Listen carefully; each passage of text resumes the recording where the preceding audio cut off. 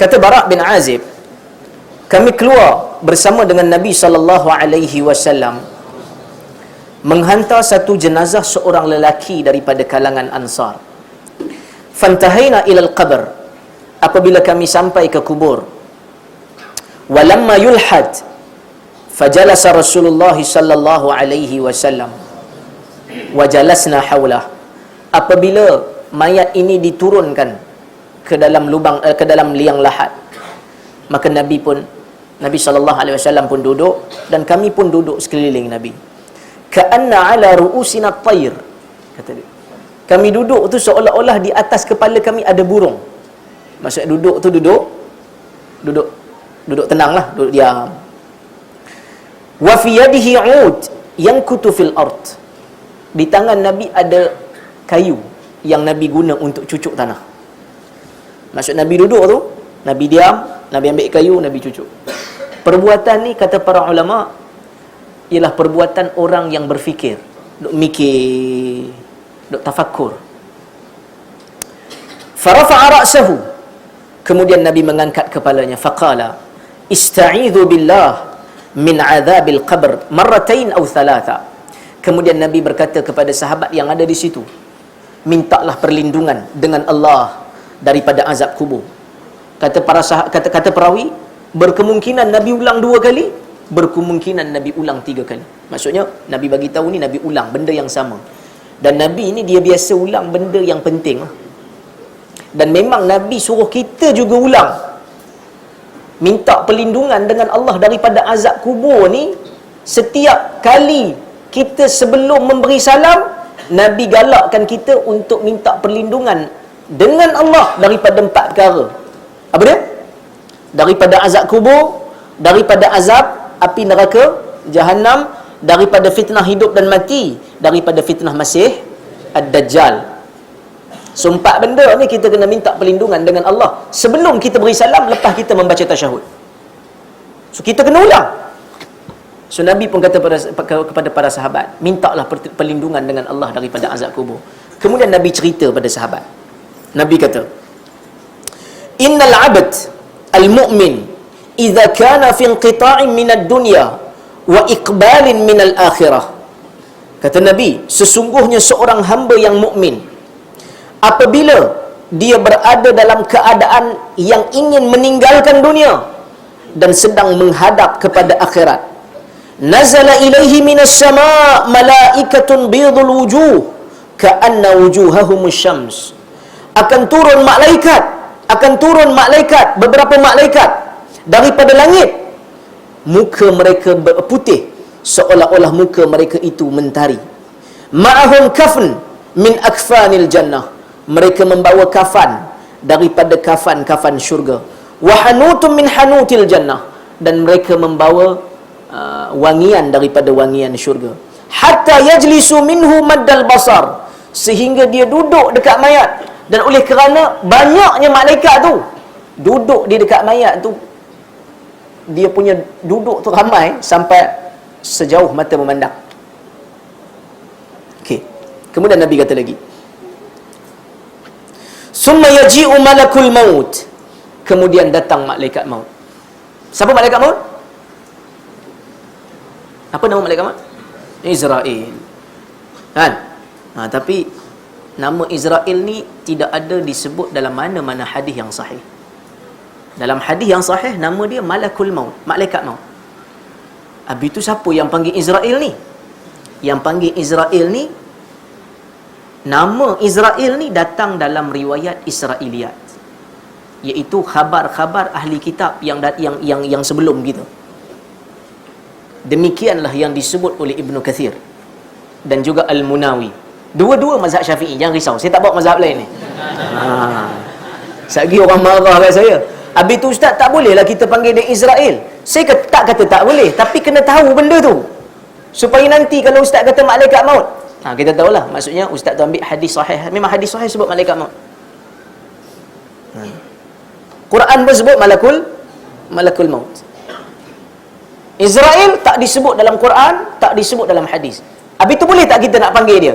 Tak ada masalah, dia bukan ada kaitan dengan hukum hakam. Cuma tak pastilah, boleh jadi Israel, boleh jadi Boleh jadi yang lain. Tapi yang pentingnya dia malaikat maut. Datang malaikat maut. Hatta yajlisa 'inda ra'sihi, sehingga malaikat maut ni duduk di kepalanya. Fayaqul, dan dia berkata, ayyatuhan nafsu tayyibah, ukhruji ila maghfiratin minallah wa ridwan. Keluarlah kamu daripada jasad ni, pergi kepada keampunan daripada Allah dan keredaan Allah. Fatakhruju, maka roh itu pun keluar. Fatasilu kama tasilul qitrah min fi saqa, seperti mana roh tu keluar seperti mana air yang keluar daripada mulut bekas air. So dia keluar macam tu. Jadi minum je. Bismillah. So Nabi nak bagi isyarat. Nabi kata orang mukmin ni, malaikat maut bila datang, malaikat maut cabut nyawa dia, roh dia keluar dengan senang. Cuma ulama berbeza pendapat dalam isu ni. Orang mukmin ni tak rasa ke sakaratul maut? Mabuk ketika mana nak mati ni? Nazak. Dalam hadis yang lain Nabi kata inna lil mauti sakarat. Dalam hadis Bukhari Nabi kata inna lil mauti sakarat. Sesungguhnya bagi kematian ni ada kemabukan. Maksudnya mabuk tu sebab sakit lah. Maka dalam isu ni ulama beza pendapat. Ada yang kata bila keluar ni bukan makna tak sakit. Dia sakit tapi keluarnya senang. Kerana di sana ada riwayat yang menyebut orang syahid ni, dia bila dibunuh aja, orang syahid akhirat ni, dunia akhirat ni yang terkorban bila mempertahankan Islam di medan perang dan dibunuh oleh kafir harbi. Ada riwayat, ada hadis daripada Nabi yang menyatakan orang syahid ni dia rasa sakit kematian tu seperti mana alamul qarsah, seperti mana sakit kena cubit. Sakit juga, tapi sakitnya kena cubit. Maka sebab itu ulama beza pendapat. Tapi pendapat wallahu taala alam, pendapat yang saya kira ada kewajarannya ataupun yang kuat dalam masalah ni, orang mukmin ni dia akan rasa sakit sikitlah. Kerana bila roh nak keluar ni, dia akan rasa sakit. Tetapi kesakitan itu berbeza antara manusia dengan manusia yang lain. Bila sakit nak meninggal ni, dia beza. Orang ni Tuhan bagi lain, orang ni sakitnya lain. Tapi mulut kita kena mau jagalah. Jangan bila tengok orang sakit je nak mati, dia kata tengok lama betul sakit. Orang yang jaga dia 2 orang dah mati. Dia tak mati-mati lagi. Mulut kena mau jaga. Jangan kata tu mesti banyak dosa. Tu jadi minta tu. Jangan. Kerana Allah apabila dia memberikan manusia itu kesakitan sebelum mati, maksudnya Allah sama ada nak menambah kebaikan seseorang ataupun Allah nak menyuci dosa seseorang. Kerana lebih baik Allah Ta'ala bagi sakit dalam dunia daripada Allah Ta'ala bagi azab di akhirat. Maka sebab itu jangan mulut kita ni jangan cepat sangatlah. Muhasabah diri dulu. Kan? Baik. Kemudian keluarnya roh seperti mana air yang keluar daripada mulut bekas air, fayakhudhuha, maka malaikat maut ni pun ambil roh ni. Fa idza akhadhaha lam yad'uha fi yadihi tarfata ain. Apabila malaikat maut mengambil rohnya, malaikat yang duduk ramai-ramai tadi tu, mereka tidak meninggalkan roh itu di tangan malaikat maut. Walaupun sekelip mata sampai dah. Ramai-ramai ambil dah roh tu. Hatta ya'khudhuha, mereka ambil, fayaj'aluha fi dhalikal kafn. Mereka ambil roh tu letakkan dalam kafan yang dia orang bawa. Wa fi dhalikal hanud, dan mereka letak dalam wangian syurga yang dia bawa. Wa yakhruju minha ka'atyabi nafhati misk wujidat ala wajhil ard. Dan keluar daripada kapan dan juga wangian tu, daripada roh tu, keluar daripada roh tu bau wangi kasturi yang terbaik yang pernah dihidu dalam dunia. Fayas'aduna biha, dan mereka membawa naik. Dia kan, kita ni kalau kita mati, kalau kita tu orang beriman, malaikat rahmat yang akan bawa roh kita. Tapi kalau kita tu orang tak beriman, malaikat azab yang bawa. So dia ni orang baik. Nabi kata dia ni hamba yang mukmin. So yang bawa ni malaikat rahmat. So malaikat rahmat bawa kain kafan, bawa wangian syurga, letakkan dia dalam tu, keluar bau yang paling wangi yang pernah ada di atas muka bumi ni. Baik. Fala yamurruna ala mala'in minal malaika illa qalu ma hadzal rauh at-tayyib. Ada yang baca rauh, ada yang baca ruh. Mereka tidak melalui mana-mana kumpulan malaikat di langit, melainkan malaikat akan tanya, apakah wangian yang baik ini? Ada yang kata, apakah ruh yang baik ini? Ruh yang dia orang bawa. Apakah ruh yang wangi ini? Fayaqulun fulan ibnu fulan bi ahsani asma'ihi allati kanu yusammunahu biha fid dunya. Mereka malaikat yang bawa ni kata, inilah fulan bin fulan. Mereka menyebut dengan nama-namanya yang baik yang mereka panggil dia di dalam dunia. Hatta yantahu bihi ila sama'id dunya, sehingga mereka bawa ke langit dunia. Fayastaftihuna lahu, mereka minta izin untuk dia masuk ke, keluar daripada langit dunia. Fayuftahu lahu, dibuka pintu langit. Fayushayyi'uhu min kulli sama' muqarribuha ila sama'il lati taliha. So dia orang iring sampai masuk ke langit yang lain, dia orang iring. Langit ni ada peringkat-peringkat. So setiap langit tu ada malaikat yang mengiring dia. Hatta yantahiya ila sama'is sabi'ah, sehingga roh tadi ni berhenti ke langit ketujuh. Fayaqulullahu azza wa jal, Allah Subhanahu wa taala mengatakan, uktubu kitab abdi fi illiyin, tulislah catatan amalan hamba aku ni di dalam illiyin. Illiyin ni maksudnya catatan, nama buku catatan amalan orang, nama-nama orang beriman dalam tu. Ada yang kata illiyin ni nama tempat, syurga, langit ketujuh, yang mana di sana ada catatan nama-nama orang yang baik. Baik. Kemudian Tuhan kata lagi, Nabi kata lagi, wa a'idu 'abdi ila al-ard fa inni minha khalaqtuhum wa fiha u'iduhum. Tuhan kata lagi, kembalikan hamba-Ku ni ke bumi, kerana daripada bumi aku menciptakannya dan kepadanya aku kembalikannya. Wa minha ukhrijuhum taratan ukhra, dan daripada bumi juga, daripada tanah juga aku akan keluarkan mereka sekali lagi. Fatu'adu ruhuhu fayatihi malakan, kemudian rohnya dikembalikan. Datang dua malaikat, fayujlisanihi, dua malaikat mendudukkan dia. Yang ni geng-geng Mu'tazilah tak terima ni. Dia kata dah kembali ke dalam, roh tu dah kembali ke dalam jasad balik dalam kubur, tiba-tiba malaikat datang, malaikat dudukkan dia. Macam mana nak duduk dalam kubur? Atas tanah, bawah tanah, tepi kiri kanan tanah, macam mana nak duduk? Kita kata benda ni benda gaib. Benda ni benda gaib. Kita tak tahu macam mana, tapi kita yakin apa yang Nabi sebut ni betul. Malaikat datang, malaikat dudukkan dia. Malaikat dudukkan dia. Kemudian malaikat kata, fayaqulani lahu ma rabbuka. Tuhan, malaikat tanya, siapakah Tuhan kamu? Fayaqul rabbi Allah. Dia mengatakan, Tuhan aku adalah Allah. Fayaqulani lahu ma dinuk. Mereka bertanya, apakah agamamu? Fayaqul diniyal Islam. Dia mengatakan, agamaku Islam. Fayaqulani lahu ma hadzal rajul alladhi bu'itha fikum. Apakah lelaki yang dihantar kepada kamu? Fayaqul huwa Rasulullah sallallahu alaihi wasallam. Dia adalah Rasulullah sallallahu alaihi wasallam. Fayaqulani lahu, dan mereka bertanya lagi kepadanya, wa ma ilmuka? Apakah ilmumu? Macam mana kamu tahu dia nabi? Fayaqul qara'tu kitaballah fa amantu bihi wa saddaqtu.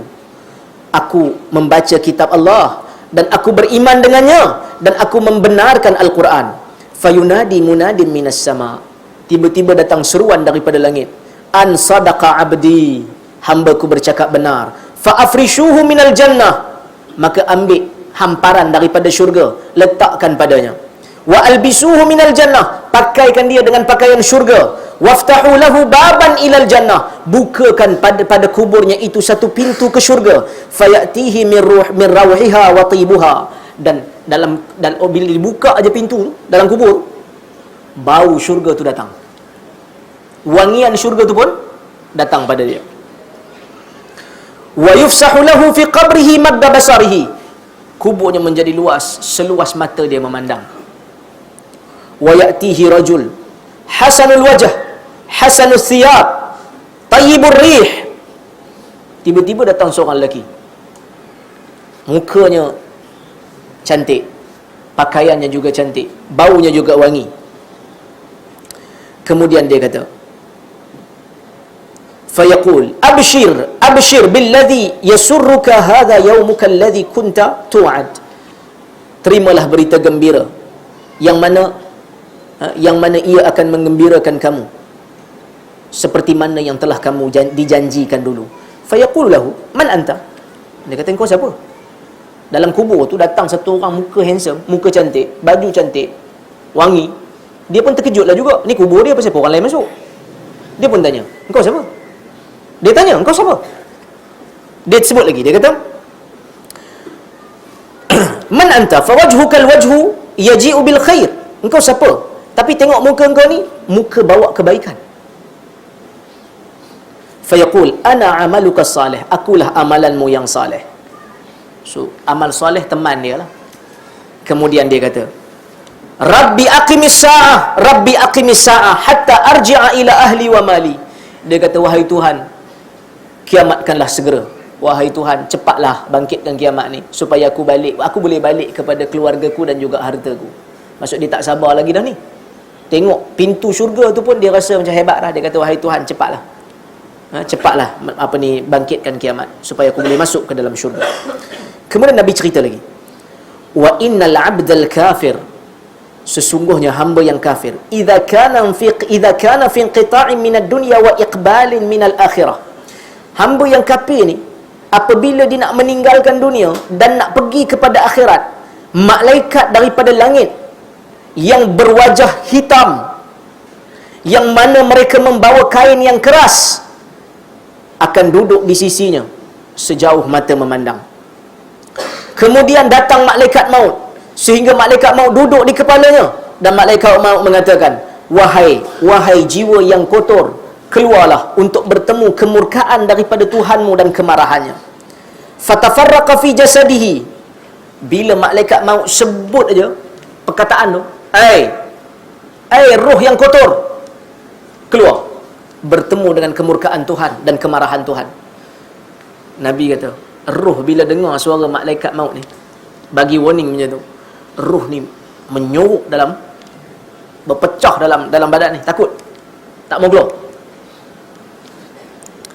Kemudian fayantazi'uha, kata Nabi, dia rentap roh tersebut, kama yuntaza'u sufud minas sufil mablul, seperti mana besi pemanggang ditarik daripada daging yang masih basah.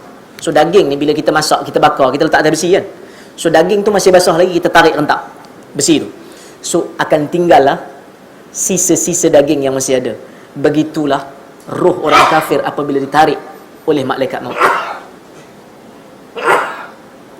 Kemudian Nabi kata lagi, fayakhudhuha, dia pun mengambil roh orang kafir ini, fa idza akhadhaha lam yad'uha fi yadihi tarfata 'ain. Apabila dia ambil aja roh ni, malaikat yang tadi tu datang, sekelip mata datang, hatta yaj'aluha fi dhalikal musuh, sehingga mereka masukkan dia di dalam kain yang keras itu, dan keluar daripada kain itu bangkai yang paling busuk yang pernah ada di dalam atas muka bumi. Mereka mengangkatnya, membawanya, dan tidak ada kumpulan malaikat yang melaluinya, yang tidak ada, mereka tidak akan melalui kumpulan malaikat, melainkan mereka akan bertanya, apakah bau yang busuk ini? Maka malaikat yang membawanya mengatakan, fulan bin fulan, fulan bin fulan. Mereka menyebut namanya yang buruk yang pernah dinamakan di dalam dunia. Maka mereka minta izin untuk dia tembus ke langit. Fala yuftahu lahu, Tuhan tak buka untuk di langit. Kemudian Nabi membaca, la tufattahu lahum abwabus sama, tidak akan dibuka untuk mereka pintu langit. Maka Allah Subhanahu wa taala mengatakan, uktubu kitabahu fi sijjin, tulis namanya di dalam sijjin, iaitu buku-buku orang-orang jahat. Fil ard as-sufla, yang mana buku sijjin tu berada di bumi yang ketujuh, di bawah sekali. Fatutrahu ruhuhu, maka dicampakkan rohnya, tarhan, dicampakkan rohnya ke bawah. Fatu'adu ruhuhu fi jasadihi, dikembalikan rohnya di jasadnya. Ada riwayat menyebut bila dicampak aja rohnya daripada atas tu, tak boleh buka langit kan, campak roh seperti mana dicampaknya daging, burung ambil daging, macam burung sentak, dan dia dilemparkan di tempat yang jauh. Maksud Lempak tu betul-betul lempak. Baik. Kemudian malaikat datang. Malaikat ni muka dan nakir. Dia datang, dudukkan dia dan dia kata soalan yang sama. Siapa Tuhanmu? Man rabbuka? Siapa Tuhanmu? Agak-agak dia jawab apa tuan-tuan? Dalam hadis ni Nabi kata, ha. Jawapan dia, dia tak tahu nak jawab. Dia memikirkan seolah-olah dia boleh jawab, tetapi jawapan tu dia tak dapat. Ini disebut oleh Syekh Utsaimin. Maksudnya dia rasa dia boleh jawab, tetapi yang jawab tu bukan mulut dia sebenarnya. Yang jawab tu adalah iman dan amal. Maka dia tak boleh jawab. Dia kata dia kata, la adri, dia kata aku tak tahu. Fayaqulani lahu, dua malaikat ni tanya lagi, agama kamu apa? Dia pun jawab aku tidak tahu. Mereka bertanya lagi, apakah lelaki yang diutus kepada kamu? Dia mengatakan aku tidak tahu. Fayunadi munadi minas sama, satu seruan datang daripada langit, an kadhiba abdi, hamba aku ni menipu. Sebenarnya dia boleh jawab dengan jawapan yang dia buat dalam dunia, kerana dia tak beriman. Sepatutnya dia jawab dengan jawapan orang tak beriman, tapi dia cari jawapan yang betul, kerana mereka tahu bila sampai pada hari kematian tidak ada siapa yang boleh membantu mereka untuk mereka terlepas daripada azab Allah Azza wa Jalla. Kemudian fa'afrishuhu, dalam hadis disebut fa'afrishuhu minan nar, ambillah hamparan daripada neraka, waftahu lahu baban ilan nar, bukakan untuknya pintu ke neraka, fayatihi min harriha wa sumumiha, panas neraka tu datang pada dia daripada pintu tu, bahang neraka tu datang daripada pintu tu, wa yudayyiqu alaihi qabruhu, ataupun wa yadhiqu alaihi qabruhu, disempitkan ke atasnya kuburnya, hatta takhtalifa adla'uhu, sehingga bila disempitkan sehingga tulang rusuk dia ni kita panggil apa ni? Berselisih. Berselisih. Wa ya'tihi rajulun qabihul wajh, qabihus thiyab, muntinur rih. Datang seorang lelaki, mukanya buruk, bajunya buruk, baunya busuk.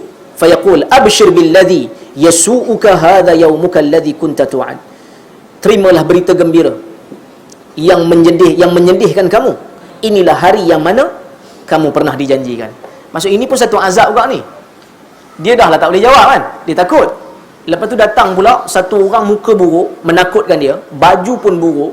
Kita hari ni tengok hantu pun takut kan? Kan? Kita tengok dalam kubur, dah lah kubur apa ni, orang tu seorang, dan datang muka buruk, datang baju buruk, bau pun busuk. Tiba-tiba dia kata abshir, terimalah berita gembira. Ini bukan berita gembira, ini berita yang tak gembira. Kan? Tiba-tiba dia kata terimalah berita gembira. Ini pun azab sebenarnya. Kita tengah kena musibah, tiba-tiba kawan kita bagi tahu kawan, aku ni dompet hilang pula kan. Kawan kita kata rasakanlah. Kan azab tu kan. Putar kawan tu hilang kan. Berita gembira tu dia kata kan. Jenuh. Baik.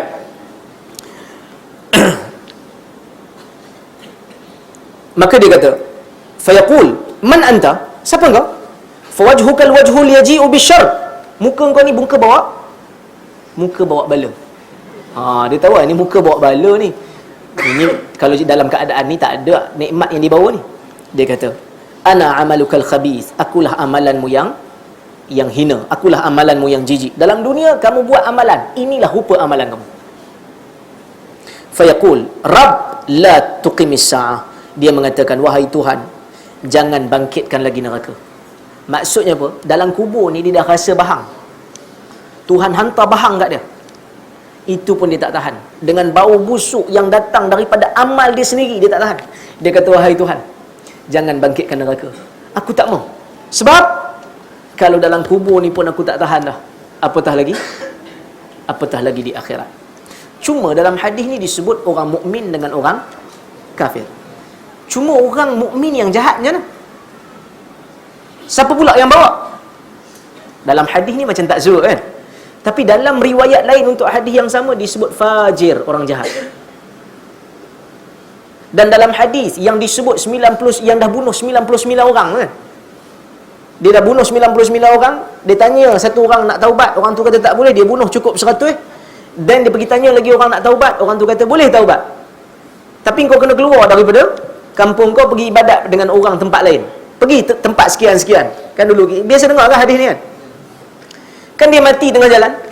Bila dia mati je, malaikat azab dengan malaikat rahmat bergaduh. Siapa nak bawa roh dia? Menunjukkan, ini menunjukkan orang jahat walaupun ada iman, mungkin malaikat azab yang akan bawa roh dia. Mungkinlah. Tapi kita kata wallahu ta'ala a'lam, apa pun, mudah-mudahan kita tak masuklah dalam golongan yang orang yang mana malaikat tolong bawa roh kita. Mudah-mudahan dengan hadis yang kita baca ni menjadikan kita rasa, wahai Tuhan, jadikanlah aku ni sentiasa ingat kepada kematian, sentiasa ingat kepada dosa yang aku buat, terutamanya pada orang lain. Dosa pada orang ni yang payah ni. Dosa pada orang ni yang payah ni. Dosa pada Tuhan kita rasa boleh taubat. Dengan 3 syarat taubat cukup. Dosa dengan orang ni macam mana nak buat? Kena pergi minta maaf lah. Tentang mazhab Syafi'i kan? Kena pergi minta maaf. Dan kena sebut satu-satu. Al-Imamun Nawawi rahimahullah menyebut di dalam kitab Al-Adhkar. Dia mengatakan betul dalam mazhab Syafi'i ada khilaf. Nak minta maaf kat orang yang kita buat dosa ni, yang kalau kita mengumpat orang ke apa ni. Kan? Ini dosa mengumpat lah. Kalau dosa mencuri tu kena pulang balik. Tapi kalau dosa mengumpat, kita pernah mengumpat dia tak tahu kan. Lepas tu kita rasa nak pergi minta maaf. Nak sebut depan dia ke atau macam mana?